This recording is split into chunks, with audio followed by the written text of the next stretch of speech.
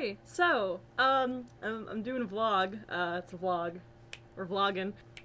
I was like, I wanna talk. I wanna talk and I wanna be on camera and I wanna talk about some stuff, but I don't know what to talk about, so send me topics to talk about. And, someone was like, I have to ask right here, I have it right here, I have it. If you haven't already done it, I would like to see a vlog about your journey towards coming out and accepting yourself as a lesbian. As a fellow queer woman, I would really like to hear about it. So I'm going to talk about being a big gay. Yeah, being a big gay. Yeah, being a big gay. My webcam just like stopped, but it's still going, so I guess I'm going to keep talking. There it is. Okay, so, I'm going to preface this by saying that my coming out story is horribly boring, but I'm going to tell it anyways. I'm going to try to make it interesting. I'm sorry if it's not what you were expecting, but I'm doing it. So, you asked. So, when I was a youngin', raised in a beautiful heteronormative society, I knew with 100% clarity that I was straight. I liked boys, boys liked me. That is how it goes. I did fall into the lesbian stereotype of having more boys as friends as a child, but I don't really chalk that up to anything foreshadowing my sexuality. I just got along better with boys because, I had more in common with them, I guess. I was 100% straight. I even remember, I had a blog when I was like 10 years old, I want to say. And I remember, like, I would say really, like, happy things about my friends who were girls, and then I would always preface it with, wow, that sounds really gay. No homo. I mean, I didn't say it like that, but it was like, I'm not gay. I just am really sentimental about my friends, and I love them, platonically, and I was telling the truth. But, you know, only about the platonic part. I didn't really know that I was gay, because what can you do? Heteronormative society. And then everything changed when the Fire Nation attacked. No. I was 11 years old, and some backstory. A lot of people who are close to me know about this. I'm gonna try to condense it, because it's a very long story. I met a girl when I was 9 years old? 5th grade. So I had to have been like 9, 10. And her name was Samantha, and she was real cool. Some stuff you gotta know about me as a child. In the summer between my 4th and 5th grade year, I had my first real wham reality, your friends are going to treat you like shit and you're not gonna know what to do about it. So basically, I moved to this new town, Granite Falls. I made these friends, and they weren't really my friends. They were just using me because I was weird, and they made fun of me, and they would, like, take me places in town and then ditch me, and then I'd have to find my way back home, and I didn't know the town, so I would be scared and alone, and basically they bullied me as a tool for their own amusement. But I thought they were my friends. Like, they were really manipulative, and they made me think that I was actually friends with them. So, after that year, I was far more angry than a 9-year-old should be. I just hated everyone. I was just this little ball of rage. I was a beast. I did not want to forge relationships with anyone. I sat on a hill. It's actually right outside my window. I moved next to my elementary school much later. I just sat on this hill by this fire hydrant, and I did not talk to anyone because I hated everyone. So one day this girl, Samantha, she approaches me, and she's like, you look really lonely, let's be friends. And I'm like, fuck no, I don't want to talk to you because, we had kind of a history. She had stolen my only real friend from me. He much more enjoyed spending time with her than he did with me, so I was very upset at her. And I was like, I don't want to be friends with you, I don't like you. And, long story short, she kept coming back every day, no matter what venom and vitriol I threw towards her, she just kept coming back. She was like this little pest, and she just would not leave me alone. So I think eventually she told me she was into the same anime as I was, and I kind of warmed up to her, and we talked about anime, and then we like gave each other nicknames, and that's a whole nother story that I will tell if you want me to, but I've told it like a million times to everyone. Sam was my best friend in the whole fucking world, and she stuck with me, and she taught me how to smile and how to believe in other people and how to fight for my friends, and she was responsible for every friend that I made that year. She would bring people into our little group, and I would always be wary of them, and I would not give my heart to them, but she would just bring more and more people in, and before I knew it, I was surrounded by friends, and like, I didn't do anything. These people genuinely just liked me because she had introduced them to me, and that was really weird, but in a really good way. And yeah, so 6th grade happened, and I was in middle school, and Sam was in middle school, and I just became so emotionally attached to her. I followed her everywhere. Like, I still have her class schedule memorized, okay? That sounds really creepy, but I could tell you every subject and every teacher she had when she was like 11 years old. I followed her everywhere. Like, she'd go to the bathroom, and I would sit in the mirror and like play with my hair. I could not stand to have her out of my sight. When she was absent from school, I literally could feel myself falling apart. Like, I would just sit in class and draw pictures of us being together and not, apart. And then I'd give them to her, and she still has all of them. The point was, I was so very obviously in love with her, and I did not know what being in love meant. I am 100% sure that if one of us was a boy, I would have figured it out. I would have been like, oh my god, I'm in love with her because heteronormativity! But no, I just thought that I had a very good friend who I was very platonically enamored with, and I did not, it just totally slipped my mind that I was in love with her. And then one night I was watching Inuyasha, and Kagome was talking about being in love with Inuyasha, and I was like, holy shit, Kagome, I feel you. I feel you so much. I'm in love with my best friend. And it was like this. The thought did not occur to me, oh my god, you're gay. The thought occurred to me, oh my god, you're in love. This is a big deal. This is a really big deal. You actually love someone. This is not a crush. This is not a fleeting emotion. You are in love, Wendy. And I was like, whoa. The whole being gay thing was an afterthought. I was like, does that mean I like girls? And I was just like, what the fuck? But I mean, I didn't say I liked girls.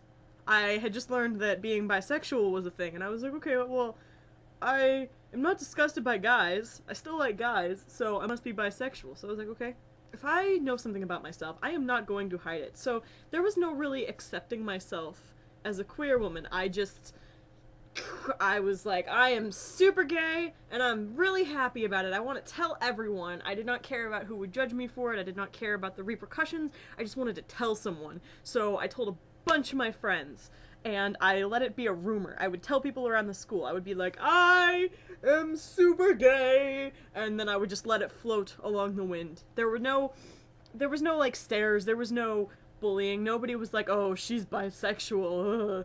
A lot of my friends who were girls were also coming out as bisexual. There were at least 2 of them I know that shared that with me, and I was like, oh, we can be friends, little queer party. The news reached Sam after she'd moved away, and she didn't feel the same way. Big fucking deal. I was crushed. I spent a lot of time crying. It ain't her fault. Whatever. Who cares? We are so tight. Sam and I have never stopped being tight. I am still fucking in love with her. It has been like 7, 8 years. I don't even know anymore. We are tight. Okay? Me and Sam are fucking tight. So I was bisexual when I was 11 years old. And then I moved to a different school, and I met a boy, and I fell in love with the boy. The boy was literally a male version of Sam, so I was like, oh, yes. And we dated for like over a year. It was a big deal. I wasn't really into the sexual element of it, but I was like, oh, whatever, who fucking cares? And as far as coming out, it was really weird because I was living with my mom that year, and I think one time I just mentioned, like, hey, what if I was bisexual? And she was like, well, are you sure it's not a phase? And I was like, oh my fucking god. No, Mom, it's not a phase. And, like, she didn't believe me. Which I think is pretty common. And that was really funny that she didn't believe me. I don't know. I think what convinced her was that I said, like, you know, I'm really in love with this girl, Sam. And I mean, like, I'm, like, enamored with her. And she was like, and you don't feel that way about Sarah? Sarah was another very close female friend of mine who I met online and would constantly come up and visit me, and we were just really close. Like, I talked very highly of her, and I was like, no, Sarah's like my friend. That's weird. And so I think that differentiation, that not every female I'm close with, I'm in love with, that helped her to realize that I was serious. I don't really know. I guess coming out to my other, because I have a mom, I have a almost stepdad, I have a dad, and I have a stepmom, and I live primarily with my dad and my stepmom. So the thing with my dad and my stepmom is that they love me, and they're great parents, and I love them, and we are so close, and we have great relationships, but we don't have like a close relationship. Like, I don't know how to explain this. We don't tell each other everything. Like, if I told my parents everything, they'd probably be cool with everything I had to say. But we don't, it's just not something that comes up. There's no like dinner table discussion or anything. Like, I don't really know. I think the closest I came was I was sitting on the couch with this girl I was dating, Madeline, at the time, and she was like stroking my hair, and I was like cuddling up on her, and my stepmom was just making this like not necessarily disgusted but like totally weirded out face at me, and my stepmom insisted for like years that I wasn't gay unless I'd had sex with a girl, because when she was younger, I guess she had a phase where she thought that she liked girls, but as soon as she had to go down on a girl, she was like, and she was projecting that onto me, which was just ridiculous, because how do you know you don't like cats if you never had sex with a cat? You know, it's like, whatever, fucking whatever, logic. Yeah, there was that, and then there was a couple other times when it was hinted at, I guess. Like, I was dating this girl who will be referred to as McLean, and you know, one time Sandy was like, "Is that your girlfriend?" And I was like, "Yeah." And then she would like give me presents, and she'd be like, "This is for your girlfriend." So like, I think it was still a joke to her at that point. I don't fucking know. But then there was one time when we were like sitting, all like the whole family, in the theater downstairs, and we were watching Avatar: The Last Airbender, and it was the secret tunnel episode, and it was like that part where Katara's like, "Maybe we should kiss Aang," and Aang's like, "Whoa, that's fucking weird," and like they almost kiss, and then like right when it got silent, my dad was like, "So how do you feel about boys these days, Maddie?" And I was like, I like girls more," and he just kind of like didn't say anything. That's how I accidentally came out to my dad. There was another time when I was dating this girl, Veronica, and her mom was fucking crazy. Like, they're from Alaska, like from Sarah Palin's hometown. Like, I shit you not, they live in the same, anyways. Her mom was fucking crazy and thought that I was some like lesbian predator trying to like coerce her daughter into like sex on the internet. And so her mom called my dad and was like yelling at my dad, like, "Do you know that your daughter is prostituting herself on the internet?" It was fucking weird. And my dad just laughed his ass off at her. After that, I remember my dad was like, "If you're ever gonna bring a boy home," and then he like corrected himself and he was like, "or girl," and I was like, "Oh, cool, Dad." One time, Skyrim came out, and my sister was like, "Maddie, you should play Skyrim," and my dad's like, "Don't play Skyrim, it'll turn you gay." And Riley, my sister, she was like, "Well, it's a little late for that," and I was like, like, my sister has this thing where she outs me all the fucking time because she thinks that I just tell people this, and it's like, I don't, Riley, I really don't. Sometime when I was 14, I realized that I like girls more than boys, and I was aware of the Kinsey scale, and I would just say, like, I'm this on the Kinsey scale, I have a preference for girls. But, I started to refer to myself as a lesbian with exceptions, because occasionally I would want to date a guy, but, like, I really liked girls better. And, that was before I knew enough about human sexuality. When I got involved with Tumblr, which I think I was 15, 16 when I started really getting involved with the Tumblr community, I found out that romantic interest and sexual interest are separate, and that was like perfect for me because I do not want sex with guys at all. I'm okay with watching it, but I don't want to. No, there's a dick, stay away. So I was like, okay, that's cool. I'm pan-romantic and I'm homosexual. Perfect. I only want to fuck girls, but I can fall in love with anyone, regardless of gender identity or lack thereof. So there is that. People don't really understand that, so it's really weird when I tell them, like, "Oh my god, I love this guy, he's so cute, and I just want to kiss his face," and I'm like, "But you're a lesbian," and I'm like, "I want to fuck him?" It's like, oh my god. One time, like, I don't know, the topic of sexuality was broached with my mom, And my mom was like, well, are you bisexual or are you gay? And my sister was just like, oh, she's a lesbian. And I was like, Riley, this isn't your fucking, shut up! Okay, the point of this vlog is that my coming out story is probably not the same as a lot of coming out stories because I live in Washington State. And for those of you who don't know, Western Washington is basically still Canada, and it's extremely liberal. We are a blue-ass state, okay? Like, oh god, there's this quote from this comedian talking about all the different parades in Seattle, okay? Like, Seattle's gay pride parade is like our 5th gayest parade. We are so queer friendly and just so, I mean, like, you go to Seattle and it's basically still Vancouver. So, I live in a very liberal place, and as such, my parents are very liberal. Even my grandparents, who are crazy conservatives, aren't like, homosexuality is a sin. You know, like, my grandma will sit down with me and she'll talk about all her favorite things that Bill O'Reilly says, and then I'll educate her on proper pronoun use and trans rights and how Islamophobia is tearing our country apart, and she'll totally listen and be like, oh yeah, you've got a really good point there. I am very lucky. I have not had to deal with bullying because of my sexuality.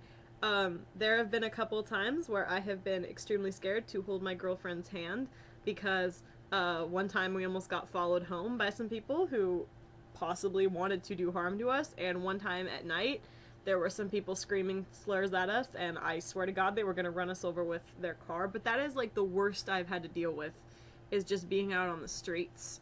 And even then, like, if it was in Seattle, I would feel better. The only reason I think I have to deal with that is because I live in a redneck town, like, way far out in the mountains. So, I'm sorry if that story's boring, but that's my deal. That's my dealio. My coming out was not official. Nothing was thrown. My dad has stated multiple times that he does not want to know anything about my dating life, whether it be boys, girls, animals, whatever. Those were his words. I'm kind of lucky.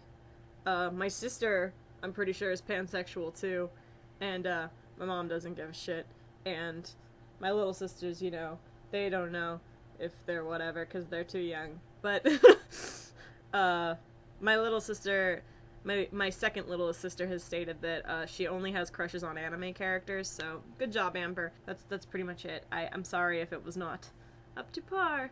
But yeah, that's my dealio. Like, comment, and subscribe for more. No, I don't know. Anyways, I don't know how to end this, but you're all beautiful, and if you want me to talk about things, tell them to me. Send me asks on the Tumble. My Tumble is wendygirlyoumoveme.tumble.com. Yeah. You probably knew that because you're watching this video from there, but who fucking cares? Yeah. Anyways, I wore my rainbow bracelet for this video. I'm gonna end it now because it's 20 fucking minutes.